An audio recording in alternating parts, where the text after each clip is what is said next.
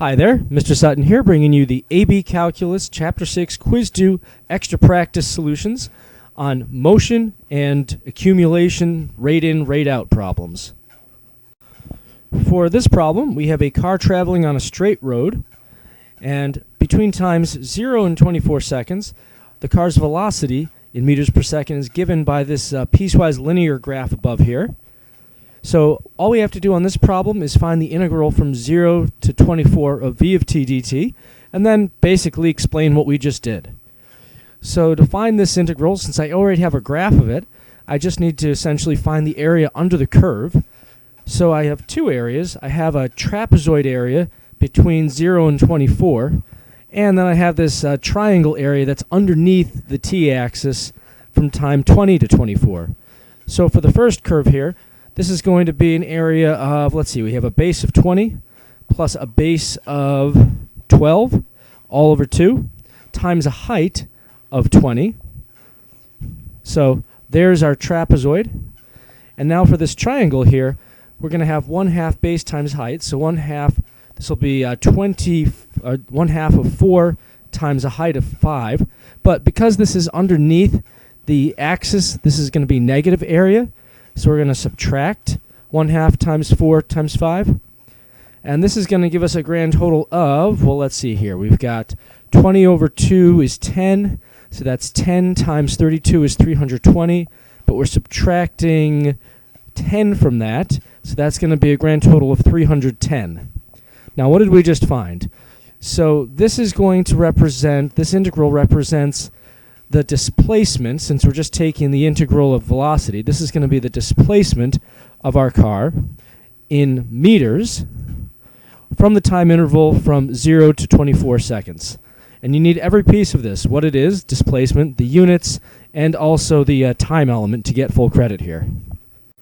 For this no calculator problem, we have an object going on a straight line so that at any time its velocity is given by this v of t function.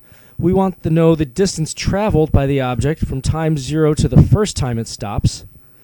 So we need to figure out basically at what time v of t has a value of 0. So I'm going to set that equal to 0, which I can solve for, let me divide by 2, and now take inverse cosine of both sides. And I just want the first time that all of this is going to happen. So I know cosine of something is going to equal 0 in an infinite number of spots. The first place that cosine equals 0 on the unit circle, though, happens at pi over 2, 90 degrees. So we can write 3 of t equals pi over 2. And then just solving for t, we get t equals pi over 6. Again, recognizing that there's way more spots that this is going to be true, but this is the first. All right, so we need to figure out now the distance traveled between time 0 and time pi over 6. So that means I need to take the integral from 0 to pi over 6 of this velocity function. And just doing this the old-fashioned way, taking an antiderivative and plugging in with the fundamental theorem of calculus. Antiderivative of 2 cosine of 3t, that's going to be 2 sine of 3t divided by the inner derivative of 3. So that's actually going to be 2/3 sine of 3t, evaluated from 0 to pi over 6. And I actually have to do this out a little bit more and simplify it fully to get an answer choice. So let me yank that 2/3 out of there, just trying to be clever about this. And now inside we're going to have sine of 3 times pi over 6 minus sine of 3 times 0. So let's see here. This is really sine of pi over 2, which is going to be 1. And sine of 0 comes out to 0. So we have 2/3 times 1 minus 0, which is just 2/3. So that's answer choice C. For this calculator-based problem, we have a cup of tea cooling in a room with a constant temperature of 70 degrees Fahrenheit. If the initial temperature of the tea is 200 degrees Fahrenheit, ooh, that sounds hot, and the temperature of the tea changes at the rate given by this R of t function, we want the temperature to the nearest degree at time 4. Okay, so let's see how fast this tea is cooling here. My general setup, since I have an initial value and I have a rate of change of the quantity, R of t, I can just use my fundamental theorem So at time 4, the t is going to have a temperature of 200 plus the integral from 0 to 4 of this r of t function, dt. And the rest of this we need to do on the calculator. So here I am in my calculator's y equals.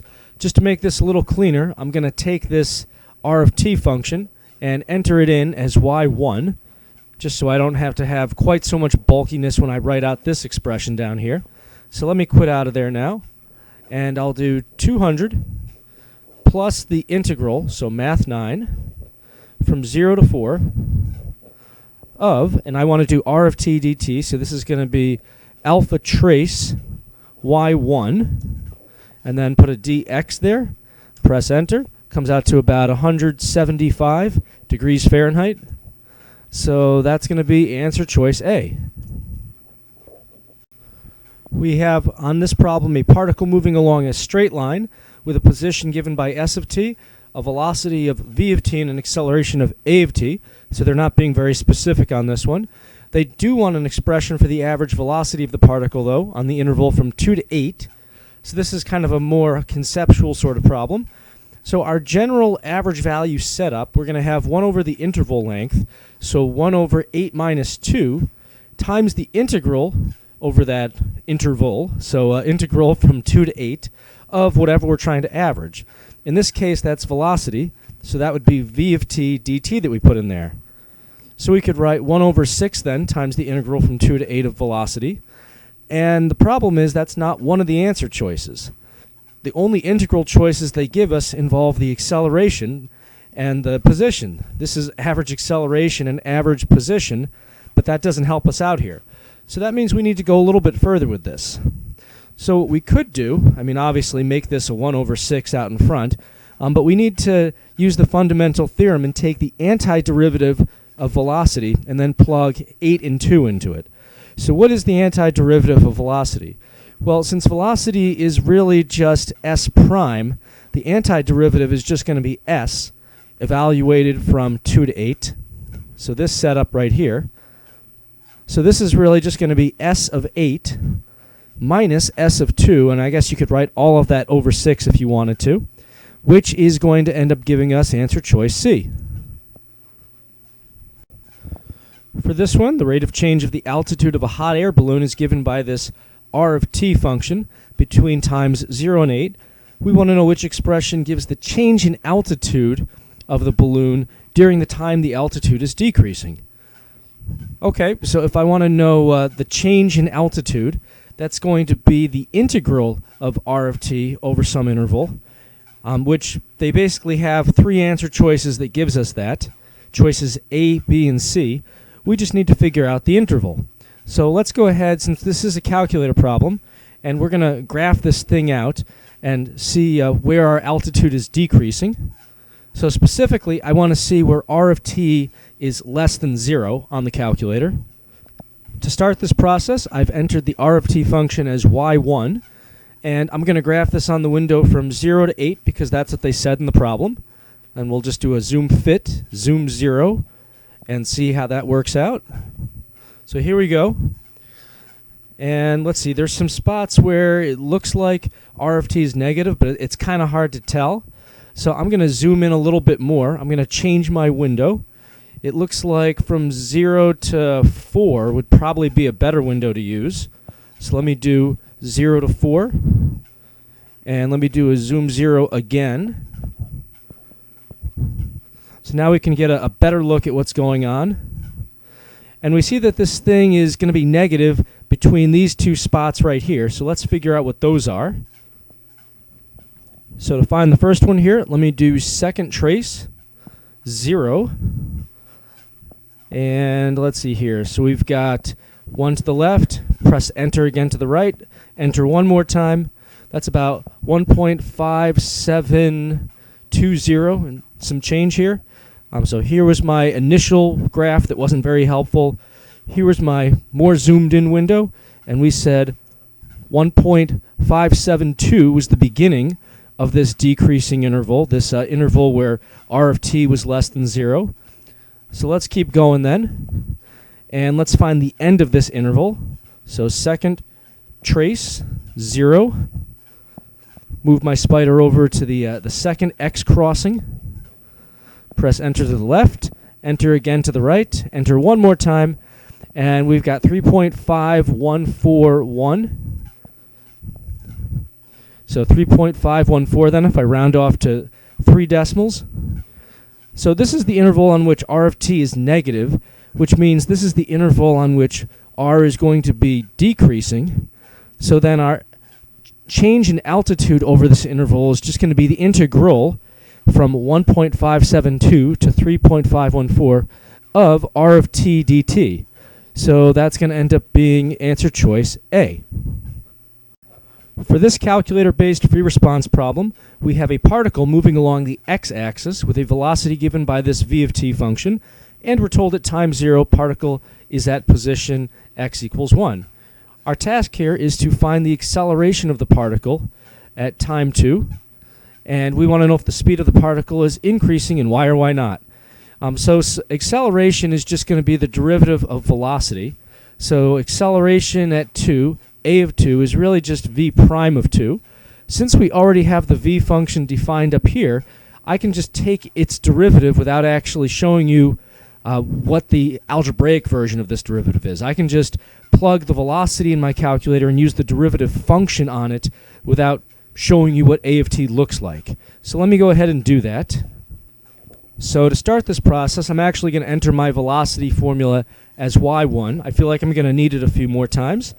And then quitting out of there, to take the derivative just at the value 2, I'm going to do math 8, put an x down there with a d, and I'm going to do alpha trace y1, so that's where I stored my velocity function. So now I'm taking the derivative of velocity to give me acceleration, and I want to do this at time 2, so plug 2 in there. And that's going to come out to approximately 1.588. And they didn't give us any units here, so we don't have to give them any back. So there's my acceleration. Again, I don't have to show anything else since I'm just taking the derivative at a specific x value or t value or whatever. It's a t value in this case. The x values are actually the outputs. All right, so this was the first part of the question, but we're not done yet. We want to know if the speed of the particle is increasing at time 2. So to figure out that question, I have to compare the velocity and the acceleration at time 2 to see if they agree or disagree on the sign. So our acceleration we just got was greater than 0, positive. We're going to also look at the velocity at time 2 now and see if that's positive or negative. So back on my calculator, to find the velocity at time 2, I just have to do alpha trace and pull up y1 directly, and then plug 2 into that, because that's where I stored velocity, and press enter. That comes out to negative 2.728, which is negative. So the key observation here, which I've just demonstrated, is that a of 2 and v of 2 have opposite signs. One's positive, one's negative. Therefore, they're working against each other, and our particle's speed is actually going to be decreasing. Our particle is going to be slowing down at time 2. For this part of the problem, we want to find all times on the interval from 0 to 3 when our particle is changing directions. So to answer this question, we need to know when velocity takes on a value of 0, has an opportunity to change signs. So I'm back again here in my grapher. In y equals, again, that's where I have my velocity function in y1. Now I'm going to graph this on a window from 0 to 3. And then let me do a zoom 0, zoom fit. So this is my velocity graph now, and we're interested to see where we change signs on this. And it looks like there's only one spot right here. Let me see what that spot is. So second trace, and then option 2 for 0. Let me move my spider a little closer there. So click once to the left, enter again to the right, and enter a third time. And that gives us 2.507, roughly. So I'm going to refer to that as A, time A. So that's one place where v of t equals 0. And in fact, I'm going to store that on my calculator. I have a feeling I'm going to need that time again. So let me just go to store down here. and I'll store that as alpha A. My calculator just takes whatever I just came up with on that graph and puts that in this answer little temporary variable it has. So I noticed that this is actually the only place velocity changes sign. So since that's the only sign change for velocity, this is the only time the particle is going to change directions, is going to be at this time A. For the last part on this problem, they want us during the time interval from 0 to 3 to find the greatest distance between the particle and the origin. So greatest distance means we're going to take the higher of the absolute values of the minimum, the absolute minimum, and the absolute maximum. So find those both and then just take the higher absolute value. So those are going to occur, the absolute min and max are going to occur at the endpoints or at critical values. And keep in mind, we found in part B, the only critical value for this function was at time A, which was 2.5 and some change. And we found that again in part B, so we don't have to find it again. So all we have to do at this point is use our candidates test and test out this critical value, the value at time A, and also we have to test out the endpoints 0 and 3. Now they told us that at time 0 the particle is at position 1. So x of 0 is just going to be 1. We were given that. To find x of A, we're going to have to use our fundamental theorem and do our initial position of 1 plus the integral from 0 to A of my velocity function. So I will do that on the calculator. So here we go. We've got 1 plus math 9 for integral. We're going from 0 to alpha A. That's that time I stored earlier. And I'm doing this for velocity, so alpha trace y1 and do a dx. There we go. Come back, calculator. Don't be shy. And then press enter. Comes out to negative 2.265. So that's the absolute min. But let's see if we can do better. So we have our other endpoint, which was at 3. So x of 3 is going to be 1 plus, now we have the integral from 0 to 3 of v of t dt. And just going back on the calculator, I can save a little bit of time here. I'm just going to yank my input from before. And all I have to change now is just change this a to a 3. Press enter. And that's going to be negative 1.197. So comparing these, again, I was trying to basically figure out the highest absolute value out of all of these. And taking a look at them, if we take the absolute value of this number here, we get 2.265, and that's the farthest away that we are. That's the max distance from the origin out of any of these. For this problem, we have a little bit of a backstory. This is a part of a free response here. We have some oil leaking from a pipeline on the surface of a lake, and this makes an oil slick whose volume is increasing at this constant rate, 2,000 cubic centimeters per minute. And this oil slick, it's kind of interesting. It takes the form of a right circular cylinder, and it's both the radius and the height are changing with respect to time. They also gave us the formula for the volume of a right circular cylinder, so this is probably going to be useful in a minute. So now the part of the question we actually have to answer, at the instant when the radius of the oil slick is 100 centimeters and the height is 0.5 centimeters, they're telling us the radius is increasing at a rate of 2.5 centimeters per minute. Here's the question. At this instant, what's the rate of change of the height with respect to time? All right, so we have multiple rates of change going on in this one. We have the rate of change of the height. That's what we're actually looking for. And they also gave us, in the beginning of the problem, the stem of the problem, they gave us the rate of change of the volume. And further down in this part A here that we have to do, they gave us the rate of change of the radius. So we're going to set this up as a related rates problem. We're going to come up with an equation that ties everything together, differentiate that with respect to time, and then we'll be able to incorporate all these rates of change and find the one that we're looking for. So the formula that ties everything together is clearly this volume formula. It has volume, radius, and height, all the friends that we're looking for here. So let's go ahead and take the derivative of this formula. So on the left side, derivative of v, that's going to be dv over dt. And on the right side, to take the derivative of pi r squared times h, I'm going to use the product rule on this one. So let me bust out the box and ribbon here. My two factors, we've got pi r squared and h. Derivative of pi r squared, that's going to be 2 pi r times dr over dt. So everything gets a tail with a dt because everything is a function of time in these problems. And then h derivative is going to be dh over dt. Now this is what we're actually trying to solve for when all is said and done. So using the ribbon to multiply all this out, we've got 2 pi r dr over dt times h. So I'll just stick the h in the end of all that. And then going the other way, we have pi r squared times dh over dt. And we're adding all that stuff. And at this point, it's time to start plugging in what we know.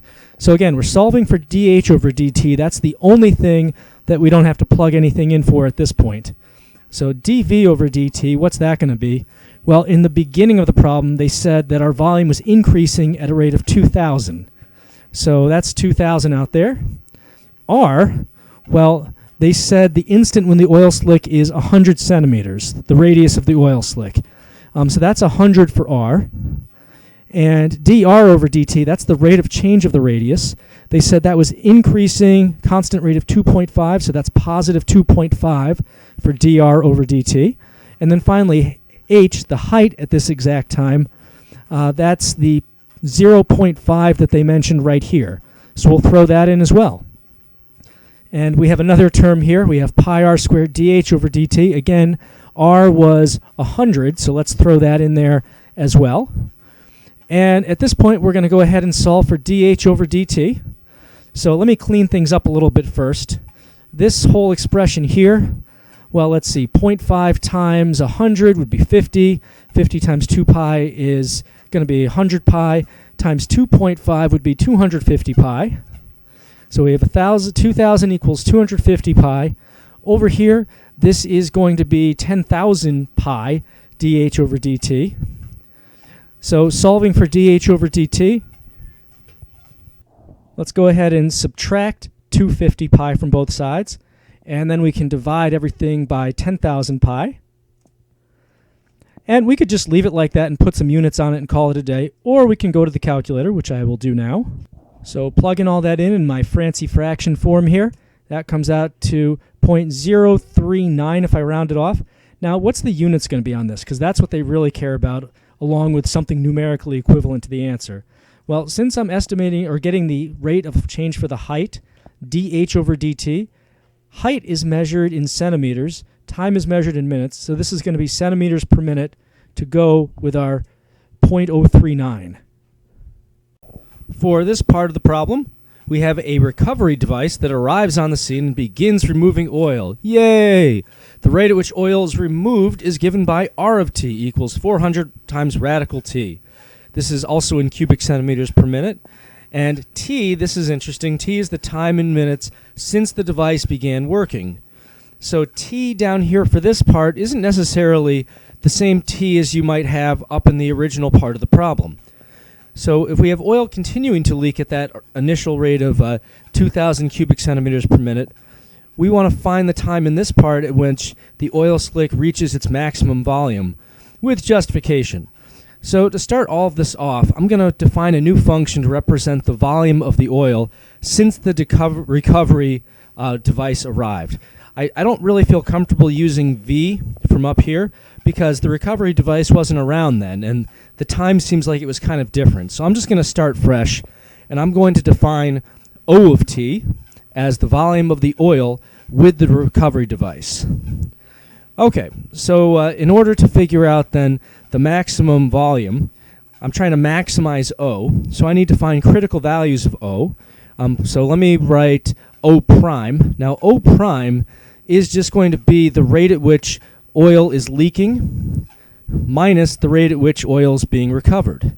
So basically 2,000 minus R of t, or I guess I could say 2,000 minus 400 radical t.